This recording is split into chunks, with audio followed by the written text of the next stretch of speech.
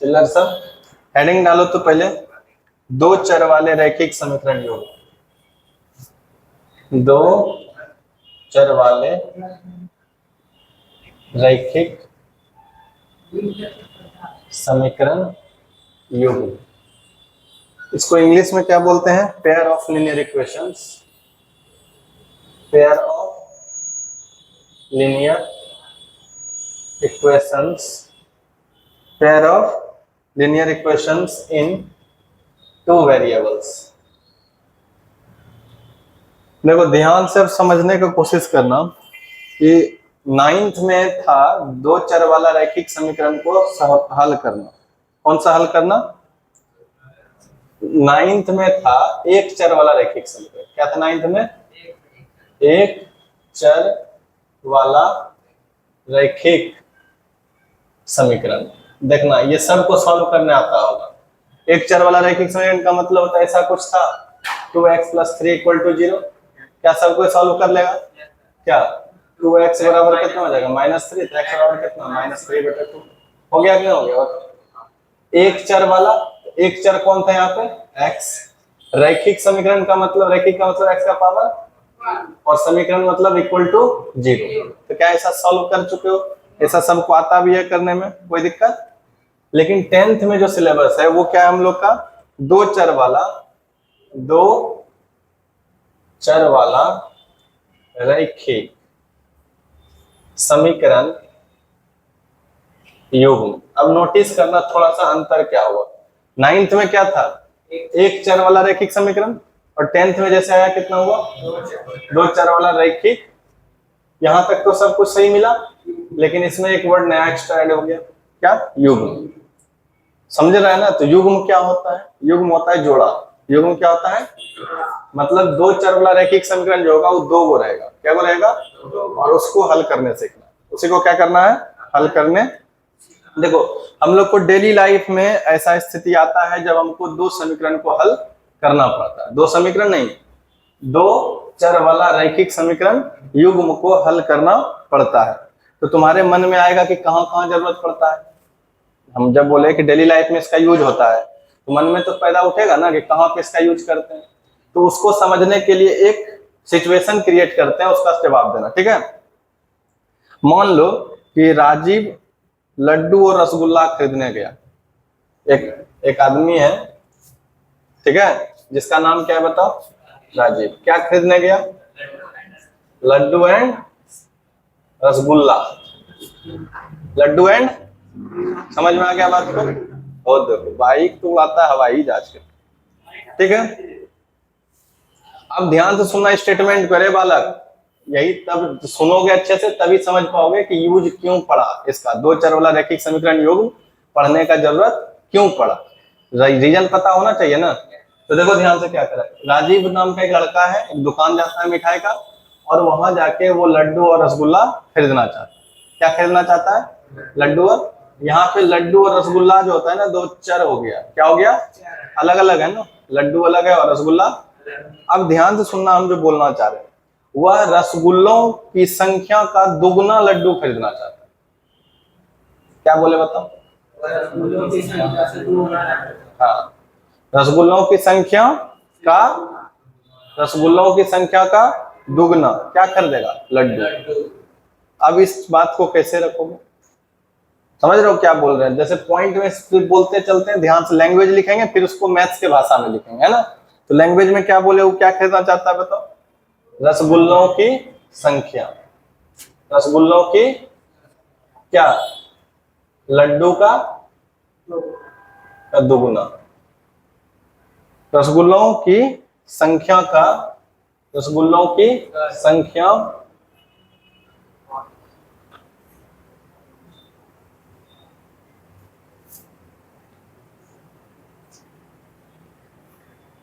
कटा लेंगे। ई बोल रहे हैं, नहीं कटा है तो दिक्कत नहीं ना। चलने दो। क्या लिखे बताओ? रसगुल्लों की, चलो क्या बोले? दुकान जाके वो क्या खरीदना चाहते हैं बताना जरा। रसगुल्लों की संख्या का दुगना। रसगुल्लों की संख्या का क्या खरीदना चाहता है? लड्डू खरीदना चाहता है। एक स्टेटमेंट ये बना। ऐसा हो सकता है, सिचुएशन बन सकता है ना। अब दूसरा सिचुएशन है कि एक लड्डू की कीमत 2 रुपया। एक लड्डू का कीमत कितना है? 2 रुपया। ध्यान से सुनेगा, पहले समझने फोकस करो। एक लड्डू का कीमत कितना है? 2 रुपया। और एक रसगुल्ला का कीमत है 5 रुपया। कितना है? 5 रुपया। ठीक है, कोई दिक्कत नहीं। इनको खरीदने के लिए 24 रुपये खर्च करना चाहता है। खर्च कितना? खर्च कितना मिला? 24 रुपये। टोटल ये जो खरीद के आया सिचुएशन को क्या रुपया? 24 रुपया करता। तो वह कितने लड्डू और कितने रसगुल्ला खरीदेंगे बताओ? टोटल क्या रुपये खर्च करना चाहता है? 24 रुपये। अब उसके लिए 12।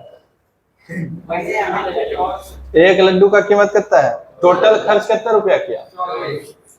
अब इतना सिचुएशन दिया, अब तुम क्या बता सकता है इसमें कि एक लड्डू का कीमत या लड्डू क्या संख्या बताओ? एक लड्डू का कीमत तो बताइए दिया है, एक लड्डू कीमत तो बता दिया है ना। इसमें तुमको बताना है कि लड्डू का संख्या और रसगुल्ला की संख्या क्या होगा। समझो क्या सिचुएशन है, सीन को अच्छे से विजुअलाइज करो कि लड्डू का दुकान पे, मिठाई की दुकान पे गया और उसके बाद बोला कि रसगुल्ला का संख्या रसगुल्ला का दुगना लड्डू लेगा। रसगुल्ला का जितना संख्या रहेगा उसका दुगना क्या लेगा? लड्डू लेगा। एक इंफॉर्मेशन दिया।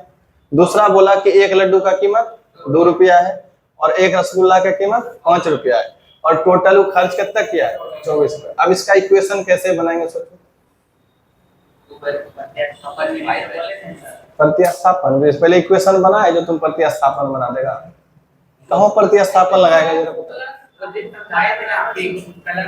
हाँ, इसको कैसे बनाएंगे बताओ? ये सीन दे दिए ना तुमको, एक हाइपोथेटिकल सिनेरियो दे दिए और कोई बोल देगा तुमको कि जाओ ऐसा काम करना। अब बताओ लड्डू की संख्या, मैथ बहुत पढ़ता है तो बोलेगा हाँ, तो बोलेगा ये सिचुएशन देगा कि जाओ दुकान, रसगुल्ला की संख्या का दोगुना लड्डू खरीदना है और तुमको बता दिया कि एक लड्डू 2 रुपया का है और एक रसगुल्ला 5 रुपया का है और टोटल तुम खर्च किया कितना रुपया? 24 रुपया। तो बताओ कि लड्डू का संख्या कितना है और रसगुल्ला की संख्या क्या हुआ? अब माथा कौन करेगा? नहीं करेगा। अब ध्यान से सुनना, यहाँ पे देखो एक चीज, पहला यहाँ पे जो एक बात लिखा है वो किसके टर्म में लिखा है बताओ? संख्या के टर्म में। किसके टर्म में? नहीं, रसगुल्ला और लड्डू में रिलेशन बताया। और यहाँ पे क्या है? पैसा के टर्म। किसके टर्म में? तो मान लेते हैं, इक्वेशन देखो कैसे बनेगा। माना कि लड्डू का संख्या कितना मान लें? लड्डू का संख्या x और रसगुल्ला का y। यहां तक बात क्लियर हुआ? अब जरा ये सोचो कि जो 24 रुपया है, ये जो 24 वो कब है 24 रुपया? जब खरीदेंगे लड्डू और रसगुल्ला तब ना। तो एक लड्डू का दाम क्या रुपया है? और लड्डू है क्या गो? x गो। एक लड्डू का दाम 2 रुपया और संख्या में क्या गो है? x लड्डू। तो 2 गुना x करेंगे तो टोटल दाम लड्डू का निकल जाएगा। 2 गुना x क्या निकल गया? लड्डू का दाम। तो लड्डू का दाम कितना हो गया? 2x। बना कि नहीं बना? अब है रसगुल्ला क्या गो है? y है और एक रसगुल्ला कितने रुपए में खरीदा? 5 रुपया में। तो 5 गुना y कर देंगे तो 5y रुपया हो जाएगा रसगुल्ला खरीदने के लिए। लड्डू खरीदने के लिए क्या रुपया खर्च किया? 2x। और रसगुल्ला खरीदने के लिए 5y। 5y ये हो गया लड्डू का रुपया और ये हो गया रसगुल्ला का रुपया। और दोनों को मिला के कितना रुपया देना है? क्या एक इक्वेशन बना? पहला बना, लेकिन एक के इक्वेशन से तो काम नहीं चलेगा। एक और इक्वेशन बनाने के लिए तुमको यहाँ पे हिंट दिया। क्या दिया है बताओ? कि रसगुल्ला का संख्या का दुगना है कौन? लड्डू का संख्या। लड्डू कौन है? x। लड्डू कौन है? और ये है मतलब बराबर। है मतलब ये लड्डू है किसके बराबर है? रसगुल्ला का दुगना। रसगुल्ला का, और रसगुल्ला कौन है? y। y का दुगना के बराबर है कौन? लड्डू। x बराबर कितना? 2y।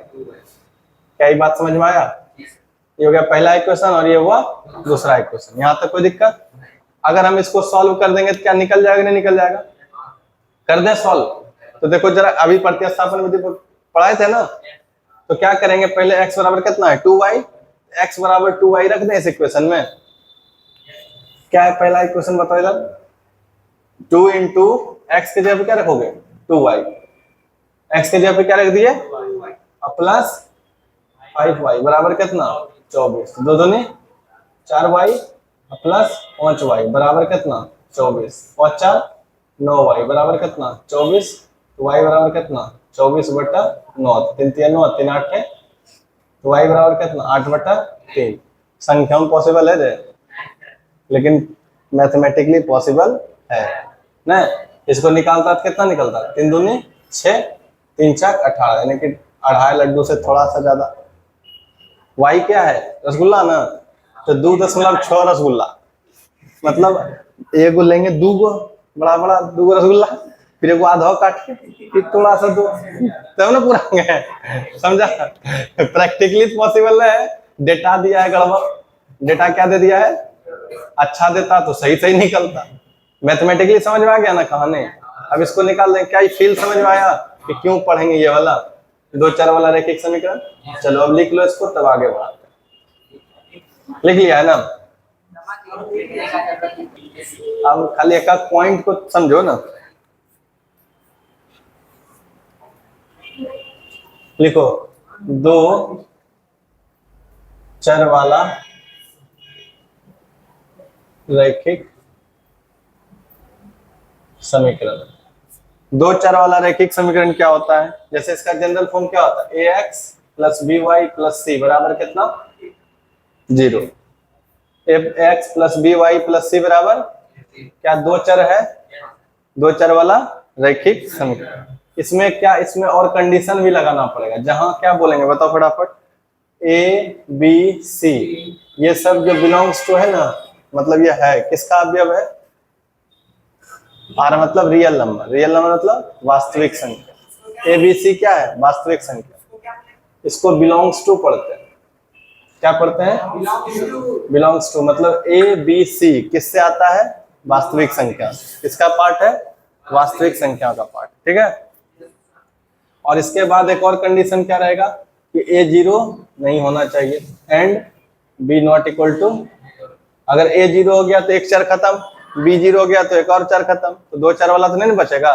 तो 2 चर वाला बचाने के लिए हमको क्या करना पड़ेगा, ए भी 0 नहीं होना चाहिए और बी भी 0 नहीं होना चाहिए, ठीक है। अगर इतना कंडीशन में है तो इस रूप को क्या बोलेंगे, इस रूप को 2 चर वाला रैखिक समीकरण कहते हैं। 2 चर कौन, x और y वाला रैखिक समीकरण, रैखिक समीकरण कहते हैं। तो रैखिक समीकरण होने के लिए कितना चीज बताए, देखो एक तो पहला तो ये फॉर्म होना चाहिए, व्यापक रूप हो गया, और फिर ए बी सी क्या होना चाहिए, वास्तविक संख्या होना चाहिए, और फिर ए 0 के बराबर नहीं होगा और बी भी 0 के बराबर, तब जाके इसको कहेंगे क्या, 2 चर वाला रैखिक समीकरण। खाली ऐसे लिखने से नहीं होगा, ठीक है, सब कंडीशन होना चाहिए, बात समझ गया। चलो लिखो फटाफट।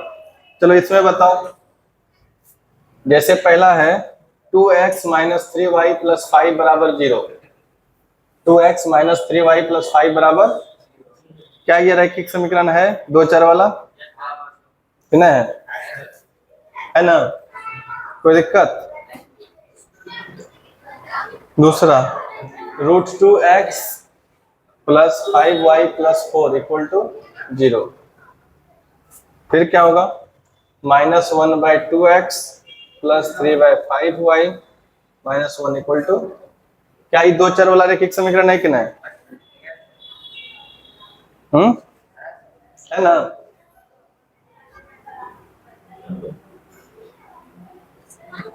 अब देखो यहाँ पे जो बोले थे कि ए और ए अलग 0 नहीं होना चाहिए, बी भी 0 बोले थे ना ऐसे, तो अगर हम इसी चीज को दूसरा भाषा में लिखना चाहें तो कैसे लिखेंगे पता है, कैसे, कि ए का स्क्वायर प्लस बी का स्क्वायर, दोनों का अलग अलग स्क्वायर कर लिए, वो 0 के बराबर नहीं है, तब भी उसको बोल देंगे 2 चर वाला रैखिक समीकरण। क्या ये बात समझ में आया ना।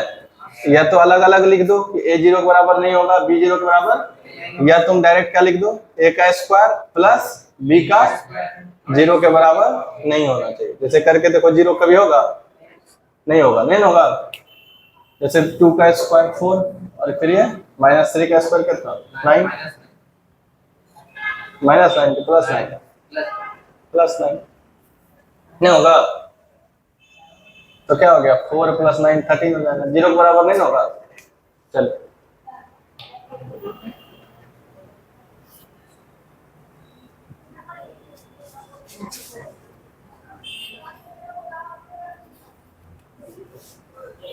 चलो, हो गया क्लियर, समझ में आया। चलो नेक्स्ट कंसेप्ट लिखो।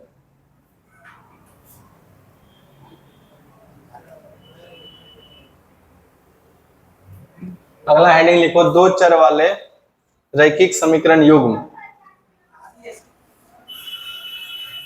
लिखो, लाइन पॉइंट बना के लिखो, दो चर वाले, स्टार मार के एक पॉइंट लिखो, दो चर वाले दो रैखिक, दो चर वाले दो रैखिक समीकरणों को, दो रैखिक समीकरणों को एक साथ, दो चर वाले दो रैखिक समीकरणों को एक साथ लेने पर, एक साथ लेने पर उसे दो चर वाला रैखिक समीकरण कहते हैं। क्या कहते हैं, दो चर वाला रैखिक समीकरण कहते हैं। जैसे देखो, जैसे x + y = 2, एक वो है x - y = 5। अब क्या हुआ, दो चर वाला दो रैखिक समीकरण ना, दो चर वाला एगो हुआ, फिर दो चर वाला एगो हुआ, तो दो गो हुआ। अगर इन दोनों को एक साथ लेंगे तो क्या कहेंगे इसको, दो चर वाला रैखिक समीकरण युग्म। बात समझ में आया। एक साथ जब दो चर वाला को लेंगे दो गो, उसको क्या बोलेंगे, रैखिक समीकरण युग्म। इसका जनरल फॉर्म बताए थे ना, क्या होता है बताओ। दो चर वाला रैखिक समीकरण युग्म का जनरल फॉर्म क्या होता है। जैसे एगो ये है, इसको जनरल फॉर्म में लिखोगे तो क्या लिखाएगा, a1x + b1y + c = और फिर एगो इसको भी लिखोगे a2x + b2y + c2 = 0।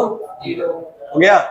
अब इसमें कंडीशन क्या लगाते हैं बताओ, कि जो a1 है, a1 का स्क्वायर प्लस a2 का square not equal to 0, b1 का square plus not equal to.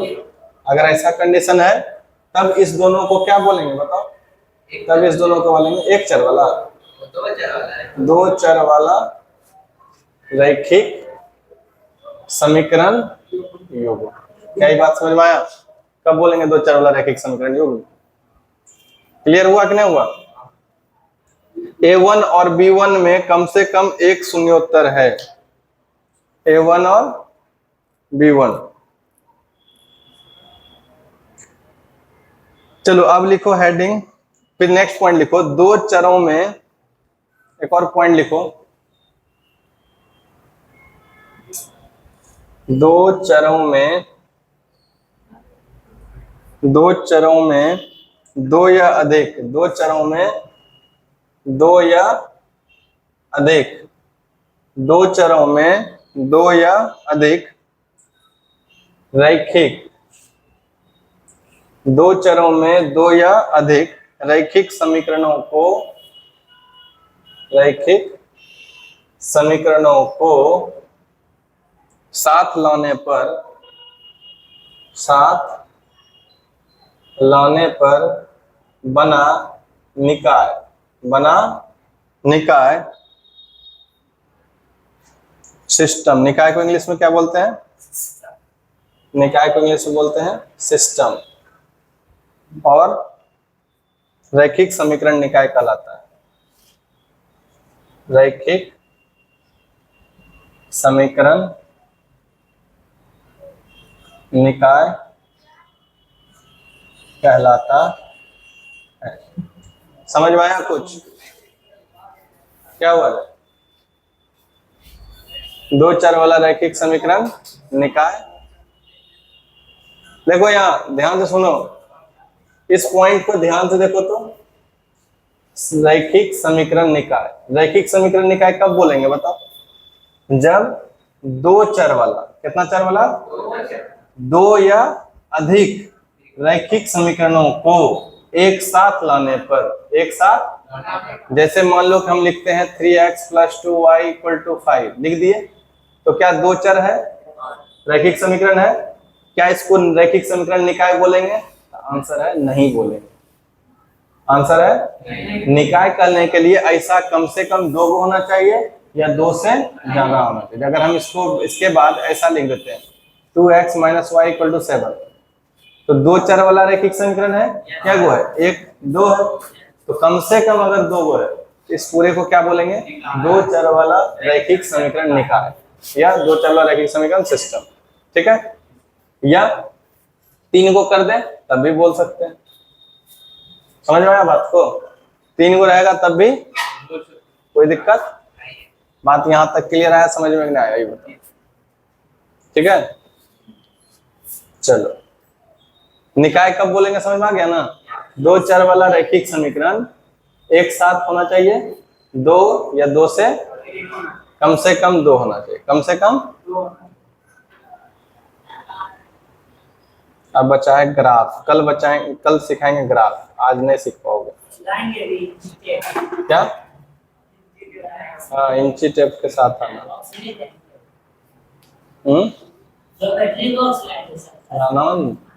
ऐसे अभी सिखा देंगे। काली को हेडिंग डालो, रैखिक समीकरण